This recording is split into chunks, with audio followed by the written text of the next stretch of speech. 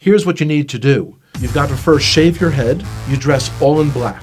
You've got to wear a white robe, eat only kosher foods. You've got to become a vegetarian. You face Jerusalem. You've got to face India when you pray. You pray only in Hebrew, and you grow a nice big beard. And if you do all of those outward cultural things, you'll discover the God of the universe. And I'm thinking, this is crazy that someone thinks that they can force their culture on God, and that God's going to be impressed by what you wear, what direction you face when you pray, what you eat, and all these sorts of things.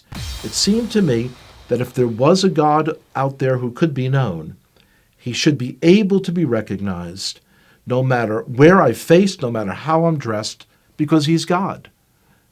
Growing up, we always understood that we had our Bible and the Gentiles had their Bible, the New Testament, and that they were two completely separate books. Because the only people I knew who were believers in Jesus were all people in our public school who were Italian Catholic, I imagined that Jesus was Italian. And so the understanding that he's actually Jewish was a shock. And then to hear that the New Testament was written by Jews, I couldn't believe it. My expectation was that the New Testament was like my grandparents had told me. It was a book on how to persecute the Jews, and something you should stay away from. Of course, when you're told you should stay away from something, curiosity gets the best of you, and you've got to see it. When I opened the New Testament, I was expecting to find a handbook on how to persecute the Jews. My grandparents had warned me that it was written by people who killed the Jews. That's what I was expecting to see, and yet when I'm opening it, I'm reading a story written by Jews about Jewish people. The New Testament was a fascinating book. And so as I opened this book in the library, I kind of looked around, made sure that none of my friends had seen me taking a Christian Bible off the shelf. And I opened it. Here's the first sentence. It says, "This is the genealogy of Jesus the Messiah, the son of David, the son of Abraham." So 3 people are mentioned, and they're all Jewish. I was very shocked. And as I continued to read, I'm reading the story of a Jewish man who was born in a Jewish village, in a Jewish country, and one day walks into a synagogue and announces that he is the Messiah. The more I read the words of Jesus, the more I became attracted to him. It was as beautiful as anything I had ever read in any other part of the Bible. As I came to faith that Yeshua, that Jesus was the Messiah, it was clear that that was the most Jewish thing I could do. This is not a person who's a renegade to our people.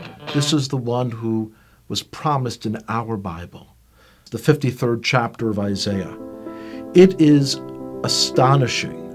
If you would just read that chapter, just without the Bible being around it, you would say, oh, this is some Christian Bible. This is Jesus.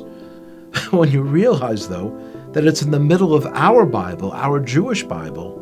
When I first came to faith, I dared not tell my father, because this is a time period in the 1970s when there were lots of gurus and cults, and he was very concerned about me getting involved in some crazy sect and going off someplace. So I waited for months, and when I finally told him, he was very skeptical. On his own then, he started to read about Jesus as well. About a year and a half later, I told him that the fellow who wrote one of the books that he had read, that this fellow was giving a lecture in the city of New York. And he agreed to come out to hear that person. And one of the most amazing moments of my life was the speaker said, "Would everyone here who is a Jewish believer in Jesus, would you raise your hand?" And I raised my hand. My father also raised his hand. And I looked over and I said, "Pop," he didn't say would all the Jews raise their hand. He said, would all the Jewish believers in Jesus raise their hand? And my father looked over and he said, yes, I heard what he said. The decision to come to faith in Jesus as the Messiah was not something that was a momentary lark. It wasn't something that was a passing fad. And I could see changes in myself that I knew were not from within myself. I had kind of tapped in to a truth for our Jewish people that was very powerful.